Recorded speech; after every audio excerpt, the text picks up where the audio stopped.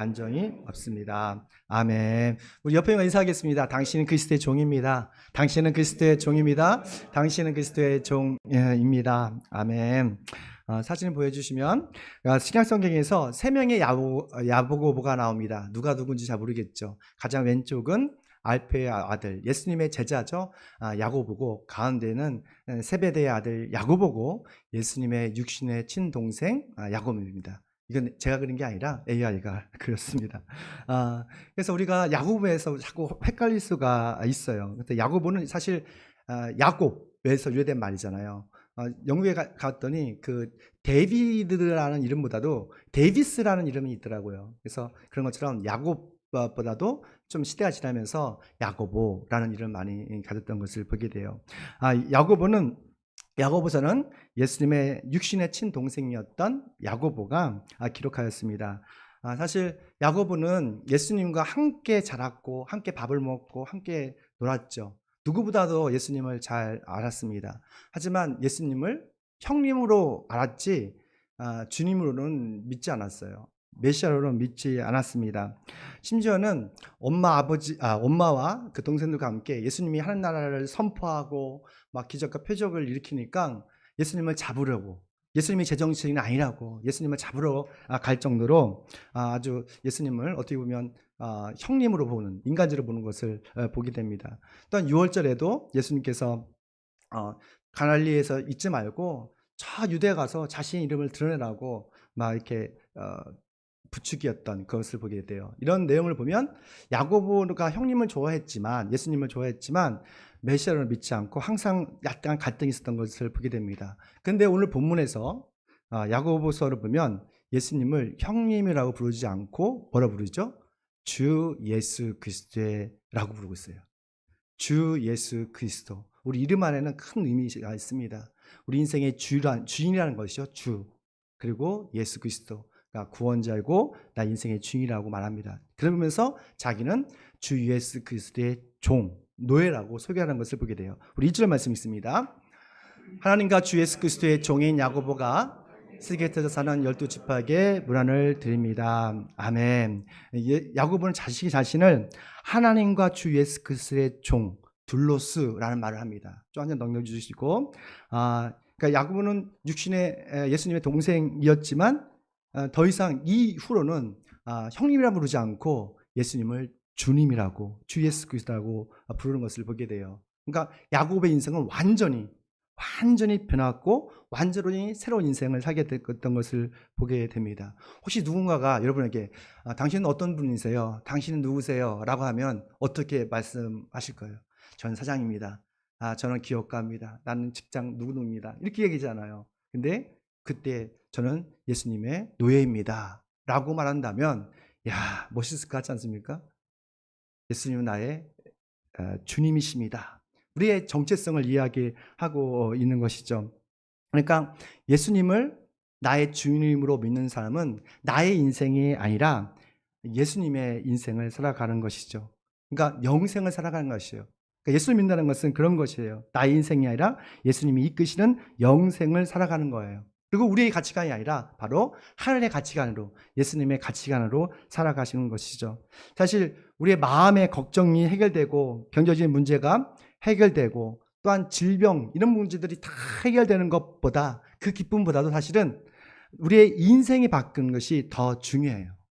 우리가 예수 그리스도를 믿고 성령으로 거듭나면 우리는 하나님의 진노의 대상이 아니라 하나님의 사랑과 은혜의 대상이 됩니다. 여러분 이미 벌써 그런 사람이 될 걸 믿습니다.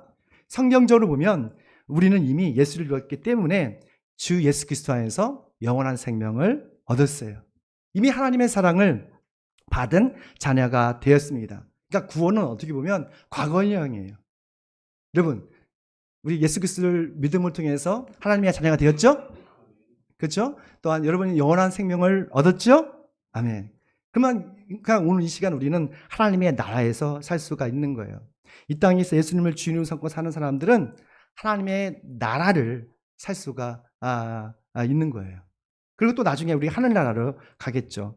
그 완고한 야고보가 형님 예수를 주님으로 불렀던 동기는 부활하신 예수님께서 그 야고보를 만나주시고 또한 오순절에 함께 기도함을 통해서 성령의 충만함을 받았기 때문에 그렇습니다. 그 후로 안개 같은 인생이 아니라 정말 예수님과 동의하는 영광스러운 영생, 예수님께서 이끄시는 그 하늘나라를 살아갈 수 있게 되었던 거예요. 존 맥아더 장군이 아니라 목사님이 계신데요. 사진 보여주시면 이 슬레이브, 그 종이라는 책을 썼습니다. 그 부제목으로 The Hidden Truth About Your Identity in Christ. 그러니까 예수 그리스도 안에서의 여러분의 어떤 정체성, 감춰진 어떤 진실에 대한 여러분의 정체성에 대한 진실에 대해서 이야기하고 있는데요. 그분이 이런 말씀을 했어요. 한번 읽어볼까요? 그리스도인 된다는 것은 그리스도의 노예가 되는 것이다. 그 외에 다른 의미는 없다. 이렇게 강하게 말씀하시더라고요. 제가 말하는 게 아니라 존 맥아더 목사님이 말씀하셨어요. 그러니까 to be a Christian is to be a slave 이런 식의 말씀하셨는데, 그러니까 성경에 나오는 많은 유명한 인물들이 있잖아요. 여기 보니까 야고보도 나오고 베드로도 나오고 바울조차도 자신이 교회사에서 훌륭한 인물이고 영적인 지도자로 생각하지 않았던 거예요. 그러니까 그들을 자기 소개할 때 성경을 잘 보십시오. 서신서를 처음 다 보시면 주 예수 그리스도의 종 둘로스라고 자신을 소개해요. 그러니까 평생 자신의 정체성이 예수 그리스도의 노예이고 난 예수 그리스도께 절대 복종하는 그런 노예입니다라고 이야기하고 있습니다. 우리도 야고보처럼 예수 그리스도의 종이 되길 축원합니다. 우리가 전에는 우리의 인생을 살았어요. 우리 인생은 죄와 죽음의 노예예요. 죄와 죽음의 노예로 살다가 사망의 골짜기로 끌려갈 수 없는데 지금은 예수 그리스도의 종으로 영생을 얻게 됐어요. 그리고 평안과 기쁨을 누리는 그리스도의 종이 되었던 것이죠.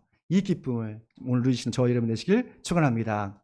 그러면 예수님을 인생의 주인으로 삼고 하나님의 나라를 살아가는 예수 그리스도의 종은 어떤 일상을 살까?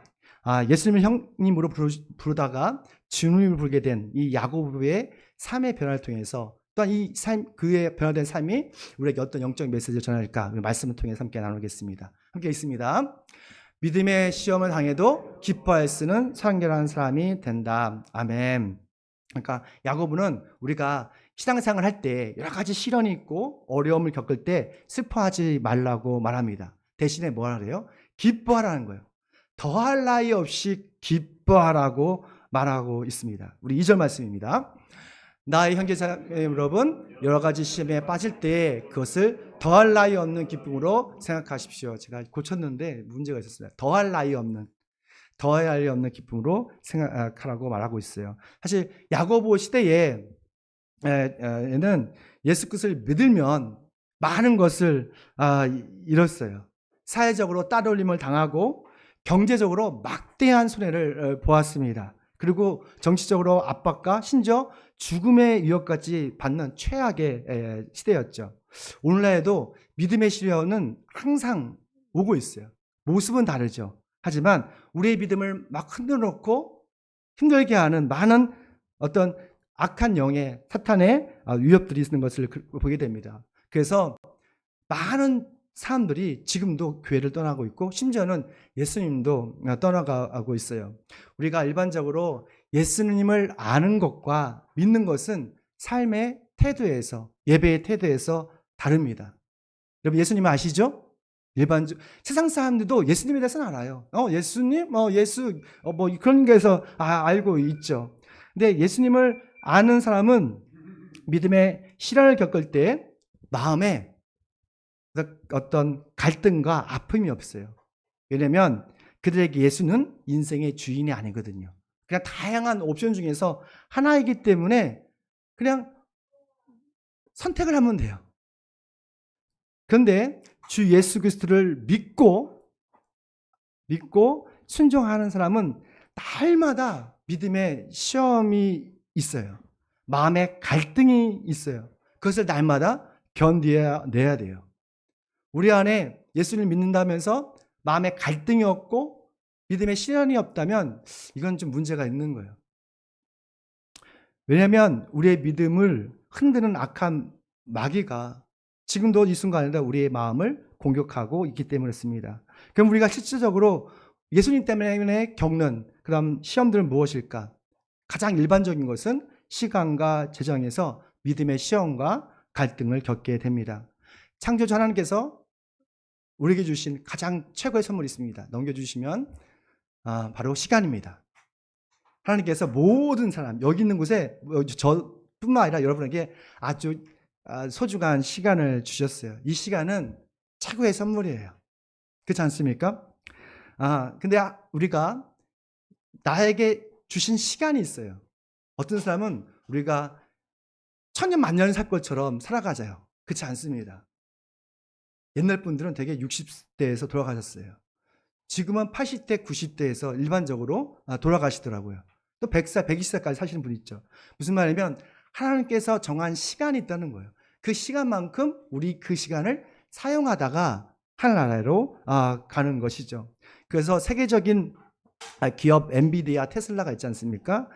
그 기업의 CEO들이 자신의 시간이 너무너무 소중하기 때문에 비싼 비용을 들여서 최고의 기술자들을 고용하는 거예요. 그만큼 하나님이 주신 시간은 소중한 것이죠. 그들에게 시간은 어떤 재정보다도 더 가치 있는 자산이었던 것이에요. 우리가 누군가가 여러분에게 휴가 한 일주일을 딱 준다고 좀 생각을 해봤으면 좋겠어요. 어떠시겠어요? 일주일 동안 여러분이 하고 싶은 거 다 해. 그러면 엄청 기뻐할 것 같아요. 일반적으로 자기가 좋아하는 거 하고 싶을 것 같아요. 우리 청년들에게는 혼자서 게임도 하고 영화도 보고 커피숍에서 나 친구와 좋아하는 친구와 커피도 우아하게 마시기도 하고 대화도 하고 또 운동도 할 거예요. 일반적으로 자기 일을 위해서 사용하잖아요. 나쁜 건 아니죠. 그런데 우리가 예수님을 주인으로 삼는 사람은 우리 시간과 재정을 나만이 아니라 바로 하나님의 기뻐하시는 일에 사용할 수 있는 사람들이라는 것이죠. 예수님이 기뻐하시는 일은 간단해요. 하나님의 나라를 세우는 거예요. 그것은 우리가 주님께 나와서 예배가 하는 것, 그리고 선교하는 것, 그리고 구제하는 것, 이것을 주님은 기뻐하세요. 우리 학생부 청년부가 작잖아요. 근데 감사한 것은 이번에 일본 선교여행을 가는 게 너무너무 기특해요. 우리 학생부 대표로 정시우, 청년 대표로 유대선이 갑니다. 가는데 너무 감동받은 게 자신의 시간과 재정을 쪼개서 쓰는 거예요. 아니, 쪼개서 아니라 구별해서 쓰는 거예요. 근데 노는 것 같지만 토요일 날 3시간씩 그 중보교회 가서 뭐 연습도 하고, 그리고 뭐 벌레 있잖아요. 벌레 옷 같은 것도 입고, 그리고 우주복도 입고, 그리고 찬양하고. 어떻게 보면 너무 유치해요. 사실 우리 학생부 청년은 모를 수도 있습니다. 그 일본에는 기독교 인구가 1%예요. 1%. 정말 없어요. 그 아이들도 제가 알기로는 8명이에요. 어떻게 보면 라이언 일병 구하기처럼 한 15명 어른들이 정말 준비해서 그곳에 가는 거예요. 많은 비행기 값을 들여서. 그리고 우리 젊은이들은 정말 우스꽝스러운 옷을 입고 연습하고 그렇게 해서 가는 거예요. 어떻게 보면 이것이 낭비라 볼 수 있어요. 인간지를 보면. 그 시간에 공부하고 자기 개발하고 하면 좋을 거 아닙니까? 근데 하나님 보시기에는 이거는 낭비가 아니에요. 선교여행을 통해서 우리가 하나님의 마음을 얻을 수 있다면, 하나님이 기뻐하시는 일이 있다면, 또한 예수 그리스도의 그 마음을 얻을 수 있다면 엄청난 거룩한 투자이죠. 선교여행은 어떻게 보면 우리 학생들에게, 자녀에게, 또 우리 모두에게 어떤 믿음의 시험이 될 수가 있던 것이죠. 예수님도 그런 주변에 그런 사람들이 있습니다. 성경에는 값비싼 향유옥합을 드렸던 여인이 나와요. 그 다음 넘겨주시면요. 그 향유옥합은 우리가 일반적으로 그 당시에 시집을 가기 위해서 모아놓은 것이잖아요. 300데나리온, 일반적으로 1년 연봉이 되는 그 값비싼 향유를 단번에 깨트려서 예수님의 머리와 발에 붓고 눈물과 머리카락으로 예수님을 받는 사건이 나옵니다. 그래서 주변에 있던 제자들조차도, 특히 가룟 유다는 그 여자를 아주 심하게 야단쳤어요. 그걸 팔아가지고 그 아까운 그 향유를 주변 사람들에게, 가난한 사람들에게 베풀면 어때? 하지만 예수님께서 그녀의 그 거룩한 낭비를 칭찬하셨어요. 왜냐하면 누구도 예수님의 장례식을 준비한 사람이 없었어요. 누구도 십자가의 죽음을 예비한 사람이 없었어요.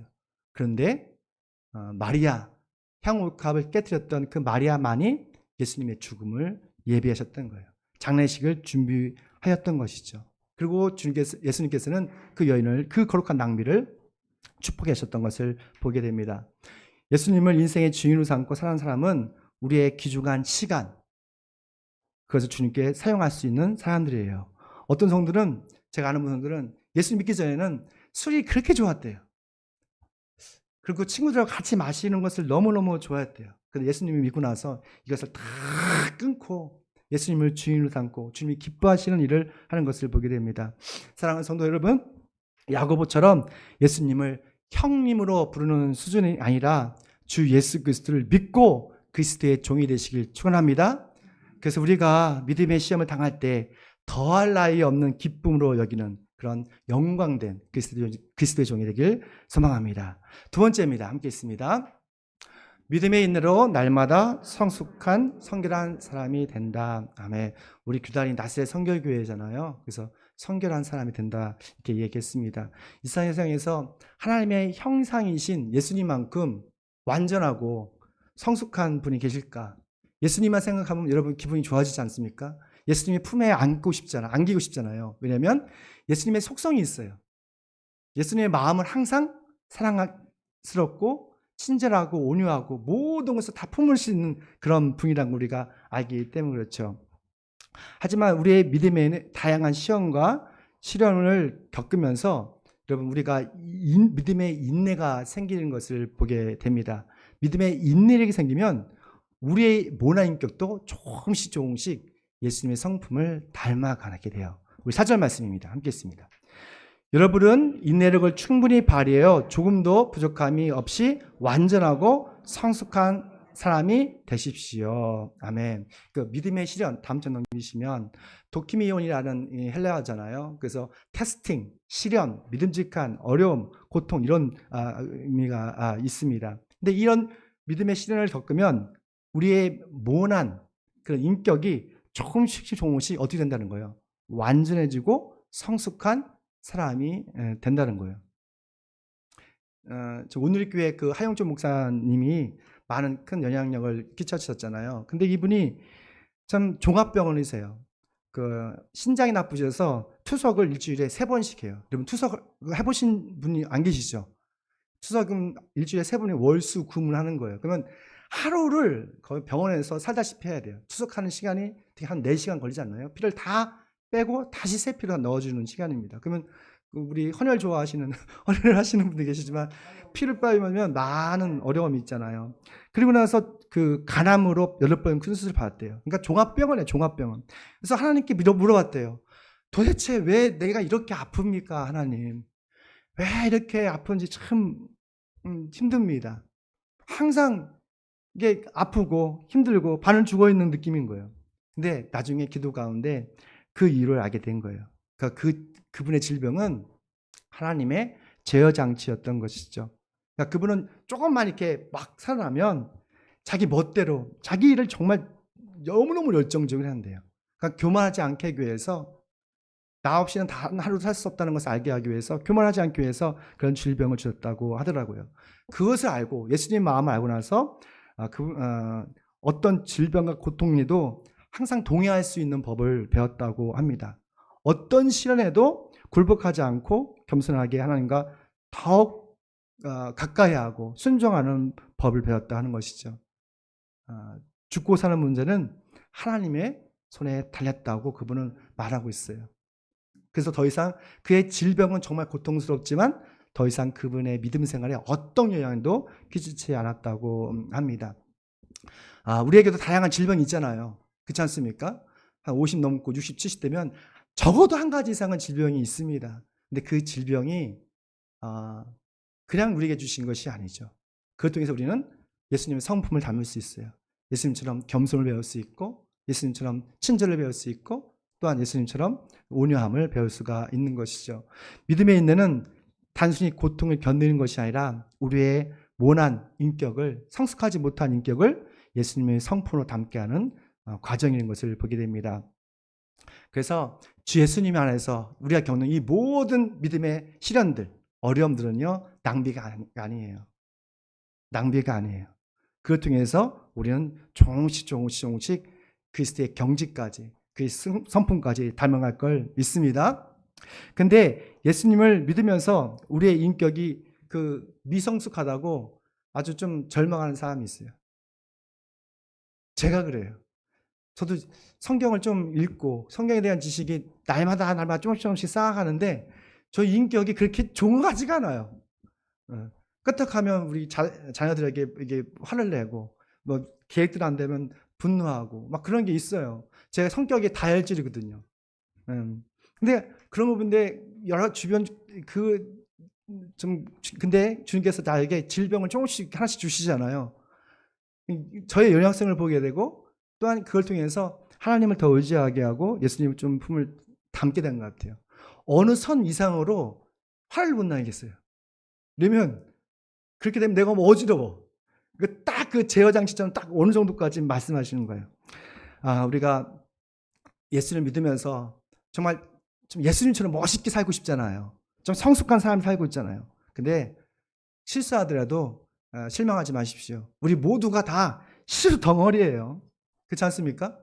예수님은 잘 믿고 싶지만 최선을 다하지만 계속 문제만 일으켜요. 엉망진창이에요. 그럴 때가 많잖아요.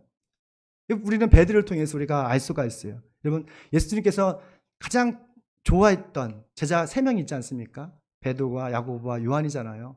근데 이 베드로는 정말 그 성품이 예수님을 따라가는데 성장하는데 오랜 시간이 걸렸던 것을 보게 돼요. 베드로는 예수님이 십자가 달려 죽으실 때 너무 무서워서 도망친 사람이에요. 그리고 예수님을 3번씩이나 저주하면서 부정했던 사람이에요. 돌무덤에서 예수님이 부활하신 것을 누구보다 먼저 알았어요. 그런데도 사명을 잃어버리고 저 갈릴리 바다 가서 옛 습관대로 물고기 잡았어요. 그때까지 예수님의 수자자였던 그 베드로의 그 인격, 그 믿음이 성숙하지 못했던 것이죠. 그런데 예수님께서 부활하시고 베드로를 찾아가셨어요. 놀랍지 않습니까? 그리고 그의 잃어버린 믿음과 사명을 다음 주에 넘기시면 네가 나를 사랑하느냐? 라는 질문으로 회복시키십니다. 함께 읽겠습니다. 네가 나를 사랑하느냐? 네가 나를 사랑하느냐? 정말 예수님을 사랑하십니까? 그럴 것 같지가 않은 것 같아. 다시 한번. 그래도 우리 아멘 하셔야 돼요. 여기서 다시 한번. 여러분 예수님을 사랑하십니까? 아멘. 네. 사랑하는 마음도 있고 약간 긴가민가한 마음도 있잖아요. 그래도 부끄럽더라도 예수님을 사랑합니다. 베드로도 그랬던 것 같아요. 내가 긴가민가한 마음도 있지만 그래도 예수님께 자꾸 물어보시니까 예수님 사랑해요. 예수님 사랑한다니까요. 정말 사랑한다고요. 라고 했던 것이죠. 이 고백으로 이 베드로가 있었던 그 불신앙들, 미성숙함들이 싹 씻겨나갔어요. 그리고 오순절날 성령이 정말 받고 베드로의 인생이 바뀌었어요. 베드로의 인격이 바뀌었어요. 그렇게 모나하고 혈기 많았던 베드로가 온유하고 또한 말씀을 담대하게 전하는 사도가 되었던 것이죠. 예수님의 수제자 베드로도 이 성숙한 사람, 성결한 사람이 되기 위해서는 많은 시간과 기다림이 필요했습니다. 예수님은요, 여러분의 연약함을 아십니다.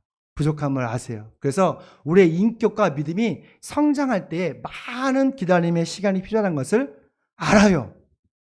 그래서 예수님은 우리가 믿음의 시련에 자주 방황하고 넘어지고 자빠져도 주저해도 기다리고 계신 거예요. 어찌 보면 우리의 인내가 아니라 예수님의 인내로 우리의 믿음과 인격이 조금씩 완전해지고 성숙해지는 것을 보게 됩니다. 사랑하는 성도 여러분, 믿음의 시련과 고통은 하나님의 공간이고 시간입니다. 그것은 예수 십자가의 장소예요. 우리는 그 믿음의 시련과 고통 속에서 하나님의 사랑을 만나는 장소가 되고 우리의 모난 인격이 예수님의 성품을 닮아가는 성결한 시간이 될 걸 믿습니다. 오늘 우리가 겪는 믿음의 고난을 낭비하지 마시기 바랍니다. 그런 어려움을 통해서 믿음의 시련을 통해서 예수님과 정면 돌파하고 날마다 예수 그리스도의 성품을 닮아가는 저와 되시길 축원합니다. 우리 마지막입니다. 함께 있습니다. 믿음의 기도로 하나님께 지혜를 받는 성결한 사람이 된다는 것이죠. 아멘.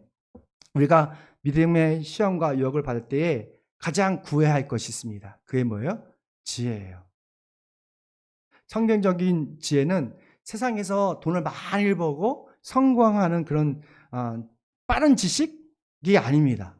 그 성경적인 지혜는 바로 선과 악을 분별할 수 있는, 하나님의 뜻을 분별할 수 있는 하늘의 지혜, 성령의 지혜를 말하고 있어요. 우리 5절 말씀입니다. 있습니다.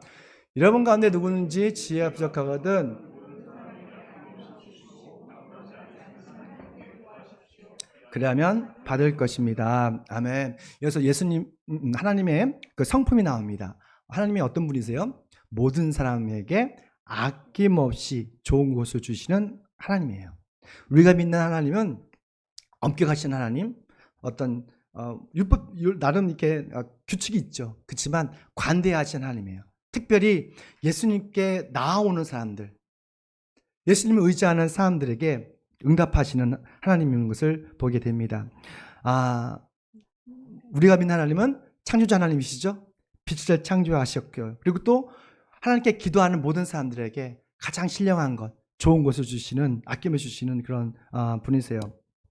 일반적으로 우리 문제가 딱 있으면 가장 먼저 구하는 것은 실제적으로 도울 수 있는 어떤 나의 도움이 되는 사람이나 인맥이나 또는 재정이나 힘을 원하죠. 근데 야고보는 먼저 하나님께 지혜를 구하라고 합니다. 왜냐하면 지혜를 통해서 우리는 하나님의 분명한 선명한 뜻을 알 수 있기 때문에 그렇습니다. 성령의 지혜가 우리 안에 들어오면 무엇보다도 하나님의 뜻이 선명하게 보여요. 그러니까 우리 주변에 있는 많은 난관들, 해결할 수 없는 그런 문제들이 나의 시각이 아니라 예수님의 시각으로 볼 수 있는 그런 지혜가 생기는 것이죠. 우리가 성령의 지혜를 받으면 나의 방식이 아니라 바로 하나님의 방식으로 해석할 수 있는 영적인 분별력과 통찰력이 생깁니다.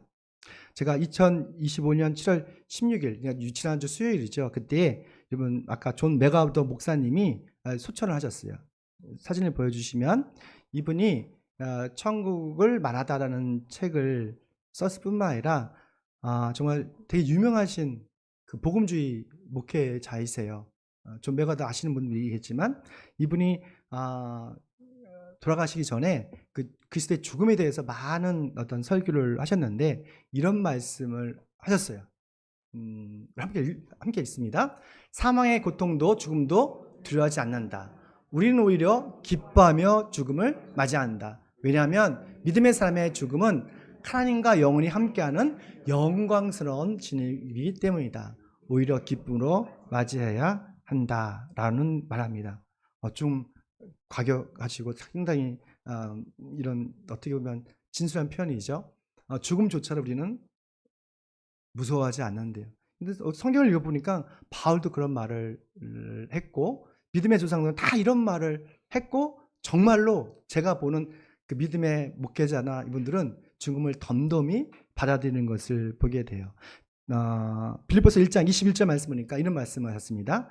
나에게 사는 것이 그리스도이니 죽음도 유익합니다 라고 합니다.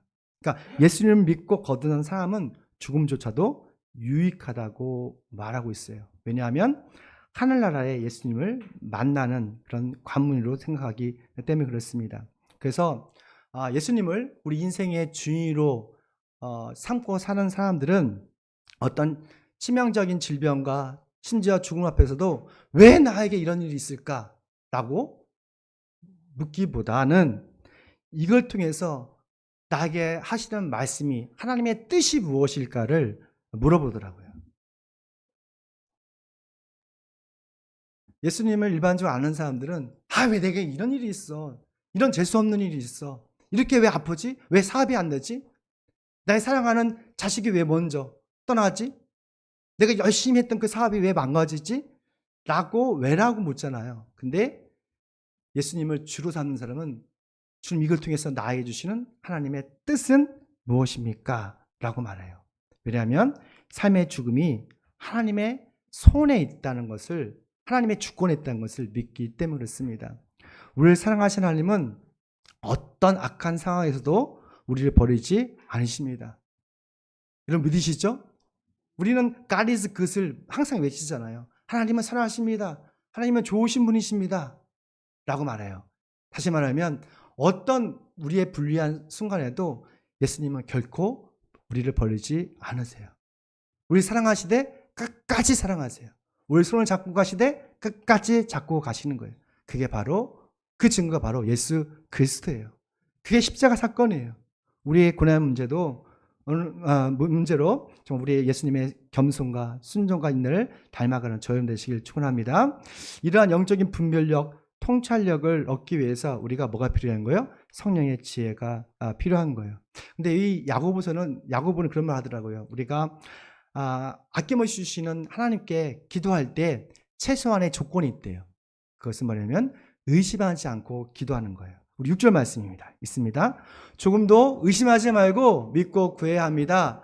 의심하는 사람은 마치 바람에 밀려서 출렁이는 바닷물결과 같습니다. 그러니까 바다에 가보셨잖아요. 출렁출렁 되는 것처럼 우리가 하나님께 간구하면서 하나님께 좋은 것을 기도하는데도 얻지 못한 것은 의심하기 때문에 라고 말해요.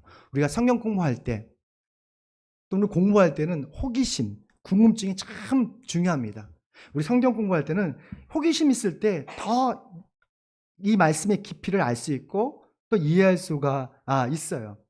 그렇지만 기도할 때는 달라요. 그리고 여기서 말하는 호기심, 이게 그 의심은 호기심과 다른 어떤 두 마음의 상태를 의미하고 있어요. 원어를 보면 다음 장 의심을 디아크리론이라고 하는데 그러니까 다우스, 영어로는 다우스죠. 근데 여기서 또 성경을 찾아보니까 더블 마인드라고, 더블 마인드. 그러니까 두 개의 마음이란 거예요. 그러니까 우리가 기도할 때 하나님께 기도할 때 하나님께서 할 수 있어라고 하는 마음과 아니야.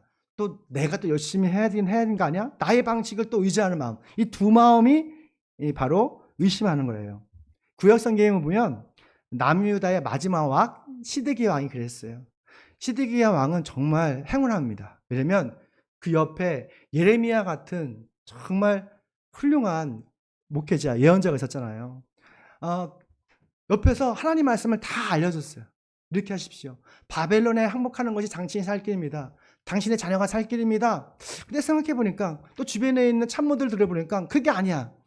참모들은 이집트 제국을 더 의지해야 됩니다. 이집트와 함께 가야 됩니다. 이집트를 의지하십시오. 바벨론 아니에요. 라고 해요. 그러니까 두 마음이 자꾸 하나님의 말씀을 들을까? 아니면 그 참모진의 말을 들을까? 근데 이 두 개를 다 저울질하다가 그 바벨론 제국에서 완전히 초토화되고 멸망했던 걸 보게 돼요. 그 두 마음을 가져서 하나님을 의지하지 못했을 때 자식뿐만 아니라 그 자녀들도 자기 눈앞에서 다 죽음을 당하고 또 시드기야는 두 눈이 뽑혀서 바벨론으로 끌려가서 죽는 것을 보게 돼요. 우리가 세상과 하나님 모두 섬기는 사람들의 결말을 이렇게 말하고 있는 거예요. 우리가 하나님께 기도할 때 의심하지 마십시오. 하나님께서는 우리의 기도를 반드시 들어주십니다. 기도할 때요, 우리가 믿음으로 기도해야 돼요. 믿음 있는 삶은 집중해요. 믿음 있는 삶은 우리가 힘을 다해서 주님께 구할 수 있어요. 하나님을 의심하는 사람은 두 마음을 품은 사람이기 때문에 우리가 항상 불안하고 걱정이 가득하다고 말해요. 우리 8절 말씀입니다. 있습니다. 그는 두 마음을 품은 사람이요 그의 모든 행위는 안정이 없습니다. 아멘. 사랑하는 성도 여러분, 하나님 기도할 때 의심하지 마시길 축원합니다. 그것은 두 마음을 품는 것입니다. 우리 단순하게 오직 믿음으로 여러분이 구할 것을 간구하십시오. 그러면